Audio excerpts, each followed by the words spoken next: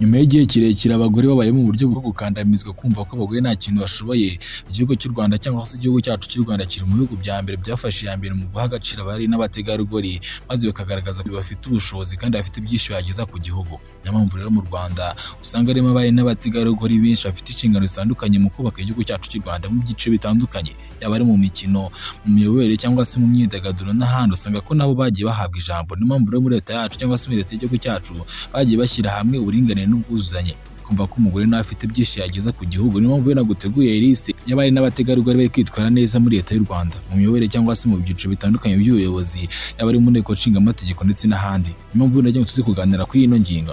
Ubundi bushakashatsi bwimbitse bwemeje ko mu ntangiriro za 2026 u Rwanda rukomeje kugira abagore benshi mu myanya y'ubuyobozi bukuru bw'igihugu ku kigero cyo hejuru cyane, haba muri guverinoma, mu nteko ishinga amategeko ndetse no mu nzego z'ubutabera.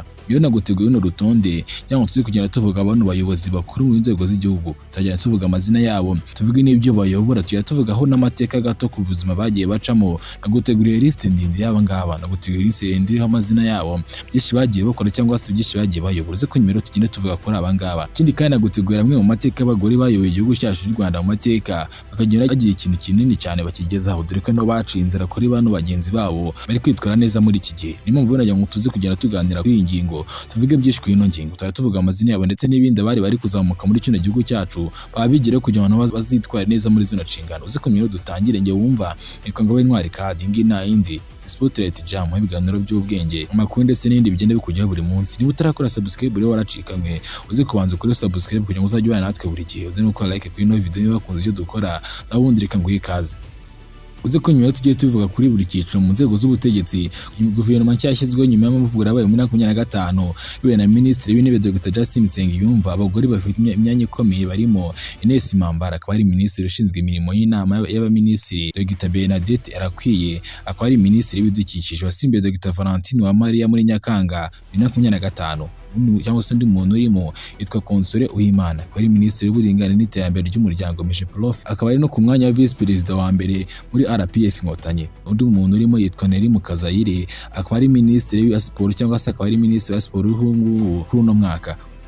Undi tubonamo yitwa Paula Ingabire, akaba ari Minisitiri w'ikoranabuhanga na innovation, kandi ari bita Judith Uwizeye, akaba ari Minisitiri w'ibiro bya Perezida, ndetse na Ambasaderi Christine Nkuriyinka, akaba ari Minisitiri w'abakozi ba leta n'umurimo. Ni nako kandi Mutesi Linda Rusagara nawe ari muri kino cyiciro, akaba ari umunyamabanga wa leta ushinzwe kwegeranya imari n'ishoramari Minecofine. Inteko ishinga amategeko nayo irimo bari n'abategarugori bari kwitwara neza muri zo nshingano. U Rwanda rufite abagore benshi mu nteko ishinga amategeko, 63.75% mu badepite, 50% muri Sena. Turaza guhera kuri Honorable Gatitiri Kazarwa, perezida w'umutwe w'abadepite guhera muri 2024. Nako kandi Honorable Berine Uwineza, akaba ari Vice Perezida w'umutwe w'abadepite ushinzwe imirimo y'inteko. Nako kandi rero bita Honorable Alvera Mukabaramba, akaba ari Vice Senateri ushinzwe imari n'abakozi. Nako ari Senateri Dr Valentine Uwamariya umamaye cyane cyangwa se abantu benshi bamenye nka Minisitiri w'uburezi, ngo akaba ari Senateri. Na Senateri Donatille Mukabarisa, akaba ari Senateri, akaba yarahoze ari perezida w'umutwe w'abadepite. Mu nzego rero z'ubutabera harimo abari n'abategarugori kwitwara neza muri ino miyoborere, harimo bita Oda Gasinzirwa, akaba ari perezida wa komisiyo y'igihugu y'amatora cyangwa se NEC. Nako kandi hari Madeleine Nirere, akaba ari umuvunyi mukuru. Hano bita Yvonne Umulisa, umunyamabanga mukuru wa Sena. Hari na Marie Mediatrice Umubyeyi, akaba ari umunyamabanga nshingwabikorwa w'inama y'igihugu y'abagore. Mu gice cya kabiri naguteguriye cyangwa se tugiye kuvuga muri aka kanya, harimo abagore naguteguriye cyangwa se bamwe muri bano bayobozi naguteguriye, bake muri bo tugiye kujya tuvuga byinshi bagiye bacamo, inzira bagiye banyuramo cyangwa se icyo abantu babigiraho. Tujya tugenda tuvuga isomo abantu babigiraho, tuvuge n'icyo bazwiho.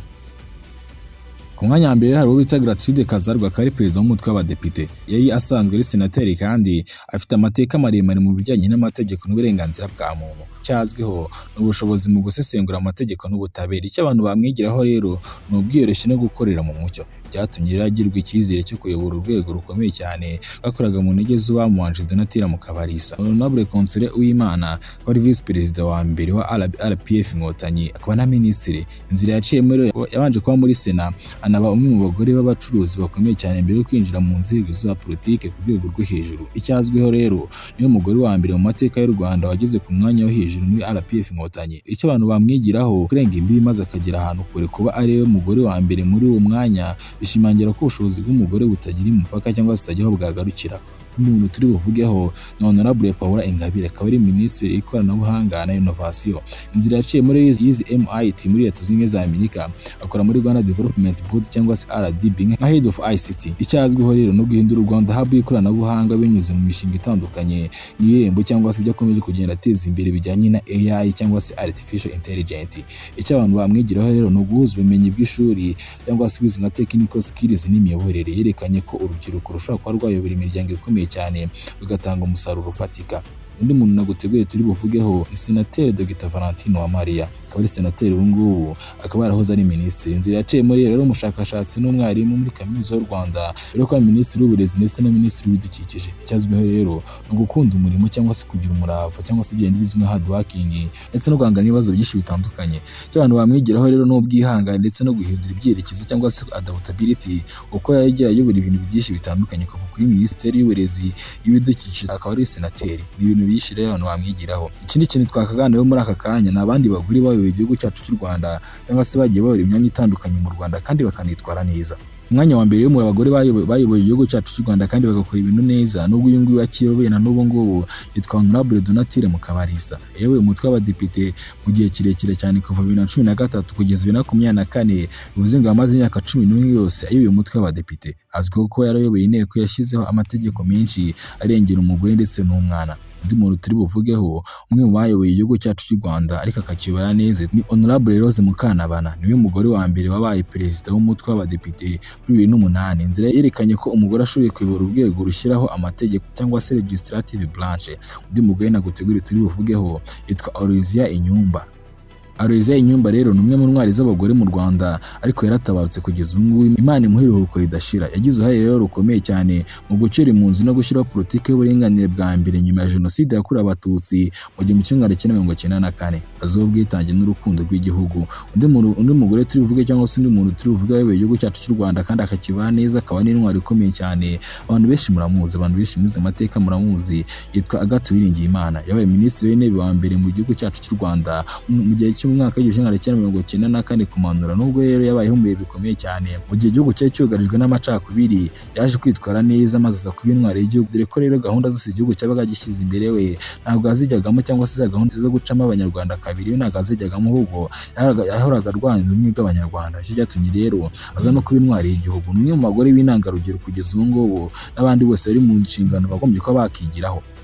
Muri rusange rero bano bayobozi bose bari mu gihugu cyacu cy'u Rwanda, yaba ari abaruyoboye kera cyangwa se n'abari mu nshingano kugeza ubu ngubu, ikintu abantu babigiraho icyambere ni imyitwarire myiza, discipline yabo. Abagore benshi rero mu buyobozi bw'u Rwanda bazwiho kuba barasigaye cyangwa se barasigaye bari mu mifuka yabo cyangwa se bya bibiri nka corruption. Inzego ziyoboye n'abagore zikunze kwibanda ku mibereho myiza y'abaturage cyangwa se social welfare utava ku izima. Ingero yo ntabwo ahangaha ni nka Louise Mushikiwabo cyangwa se Paula Ingabire, zerekana ko umugore w'umunyarwandakazi ashobora guhangana n'ibibazo bikomeye cyane mpuzamahanga kandi akabitsinda. N'urugero rwiza rero ku bari bakiri kuzamuka, namwe mwifuza ko mwazagera ku nzego z'ubuyobozi bikomeye cyane maze mukagira icyo mugeza ku gihugu cyacu cy'u Rwanda mu iterambere ry'igihugu, dore ko namwe mwahawe ijambo. Impamvu rero nagira ngo mushimire twabanye, twagiye tuvuga byinshi, twagiye tuganira byinshi kuri ino ngingo. Impamvu rero nagira ngo mubwire ngo dukomeje kujya dushyira imbere uburinganire n'ubwuzuzanye, kuko n'abagore nabo barashoboye.